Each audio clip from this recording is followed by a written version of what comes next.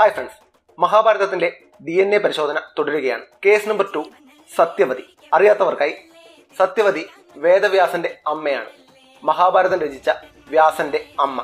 ചേത് രാജ്യത്തിലെ രാജാവായ വസുവാണ് സത്യവതിയുടെ അച്ഛൻ. സ്വന്തമായി വിമാനമുണ്ടായിരുന്നതിനാൽ അദ്ദേഹത്തിന് ഉപരിചരൻ എന്നൊരു പേര് കൂടിയുണ്ട്. വസുവിന്റെ പത്നിയായ ഗരികയാണ് സത്യവതിയുടെ അമ്മ. ഇനി നമുക്ക് DNA പരിശോധന ഫലം നോക്കാം. ഇതിനു പുറകിലെ കഥ എന്താണെന്ന് നോക്കിയാലോ. ഗരിക ഋതുമതിയായി. ആ അവസരത്തിലാണ് രാജാവ് നായാട്ടിന് പോയത്.